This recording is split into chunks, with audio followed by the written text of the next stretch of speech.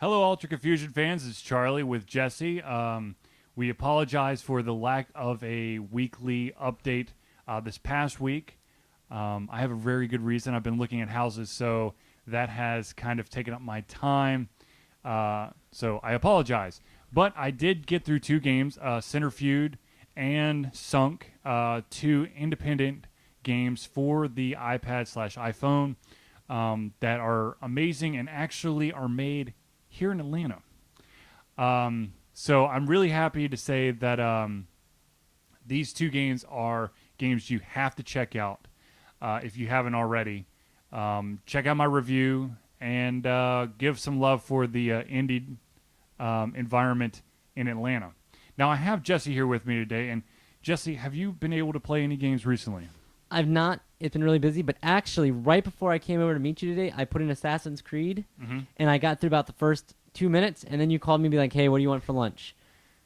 So you attempted to play, but I attempted to play, but you got in my way, which is all right, but from what I've heard, the first one's just not that good. I hear the ending is awesome, but the first one's kind of repetitive.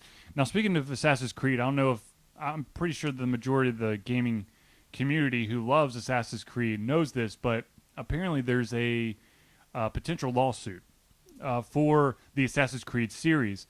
I do not remember the individual's name, but there's an author out there that wrote a book called Link, which apparently basically mirrors the Assassin's Creed experience. It's a device in which you basically it mirrors the Animus. It's a device that you basically plug into, and you can view your ancestral past. This game, of course, this book came out before Assassin's Creed, so this guy, of course, is asking for damages and whatnot. Now, the weird thing is he is also suing GameTrailers.com, who makes the trailers for Assassin's Creed, and because there are hints of the Link or Animus, whatever you want to call it, in the trailers, they want damage money for that as well, which I don't think they're going to win. But a Ubisoft lawsuit, that could be interesting. I'm sure there's going to be tons of more information of that coming out in the future. But for now, let's all cross our fingers. Pretty sure that Assassin's Creed 3 is far enough down the line that we are indeed going to see it, and hopefully maybe get some final closure on the series as well. I hope we do. I'm really looking forward to it. I'm looking forward to it being in America, and hopefully the lawsuit pans out well for both sides, because the guys really got to prove that Ubisoft had it in their mind that, oh, this guy's got a great idea, I'm going to rip it off. He's got to prove that, so we'll see how it turns out. Though Men at Work lost one of those a few years ago for I Come From a Land Down Under. Do what? They lost a lawsuit similar to this where the Girl Scouts of Australia sued, saying Men at Work, you know that song I Come From a Land Down Under? The little flute part of it was plagiarized from an old Girl Scout song. Super. Well, that's awesome. Okay, so let's see here. What else is going on? I am currently in the Hybrid demo. This game is a game created by Fifth Cell, which, of course, has the fame and fortune of the Scribblenauts series underneath their belt, as well as I believe they helped make Drawn to Life happen.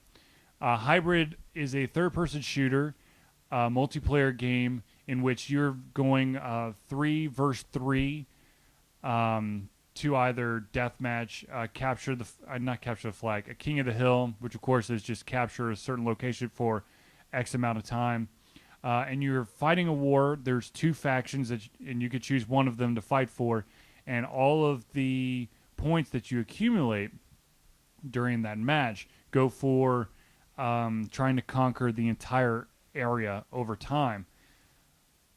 It's a good game. There's definitely some flaws, but it is a beta. So, I mean, this is what betas are for, to knock out all the kinks. There are a couple guys out there already who, as soon as I see them in game, I curse the fact that I actually chose to play that game because I know my ass is grass. I cannot remember the dude's name off the top of my head, but there is a dude who I figure has just a personal vendetta against me. I don't know what it is, but every single time he's in a match, every single time I've died, it's been him. So I'm just saying there's some weird things going on. Now, of course, okay, so let's get a little bit more in depth with Hybrid. you're going to have a very basic selection of weapons at the beginning of the game. You're also going to have a like a special like power up at the beginning of the game. Basically, you get to choose 3 different things. It's going to be your weapon, your power up, and then kind of like a stat boost. Either you're going to gain extra experience for your match. The armor, your armor is going to allow so much more protection. If you utilize turrets or bots with your character, you'll gain bonuses off that. Basically, it's a bonus. Of course, at any time during the game, you can change out your layout. So it's not like once you've locked into those 3, those are the 3 that you have for the entire match, which is good because sometimes if you select a sniper rifle at the beginning and then you find out that there's a sneaky little person, trying to keep my curse words down to a minimum, that finds a way to continuously shotgun you, sniper rifle's not going to do that much damage. So it's great that you can change your layout. I've only played for, 4 or 5 hours, but I have to say it is enjoyable. I don't know if it's unique enough to really make a huge splash, but it's definitely something that people are going to want to check out. Let's see here. For this upcoming week, I have Batman Arkham City, which I believe might be a PlayStation 3 game. So that might accidentally leave from my house. We don't know. Another game that I have in transit is the Lord of the Rings game by, I want to say it's Warner Brothers Games. I actually have a friend who worked on the game in some capacity, so should be interesting. I don't know. I don't remember what console it's going to be on. So whatever it is, I'm going to play it. But as you've noticed, I have definitely tailored the majority of my focus to Xbox and the iOS, depending on the scenario in which I'm given. Definitely playing, right now I'm playing a Disney interactive game called, I want to say it's Water. It's a game, it's kind of like Pipe Dreams, where you're trying to get water from point A to point B while trying to avoid like the nasty acid or corrosive stuff. And you're also trying to achieve achievements by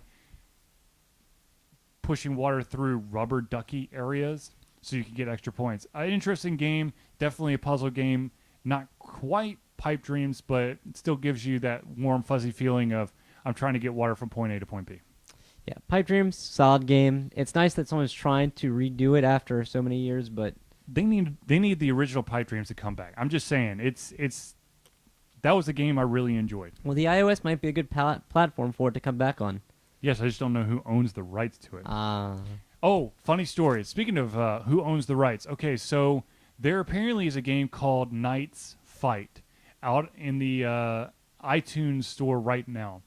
If you go to it right now, I guess what's today? The 28th of April, you will see that all of the screenshots are actually the German screenshots for Heroes Academy, which of course is the game by Robot Entertainment.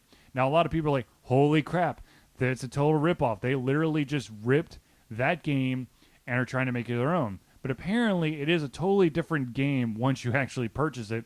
It's just the screenshots are completely false. So it is 99 cents, or it was 99 cents. I think it might have gone up to $1.99 now. Ooh, that's expensive. Yes, for an iOS game, that is a little bit expensive, especially if you're with a studio who doesn't have that big of a name. Now, an EA game, you're going to average about $7. But for the smaller studios, Robot Entertainment, I mean, the game is free.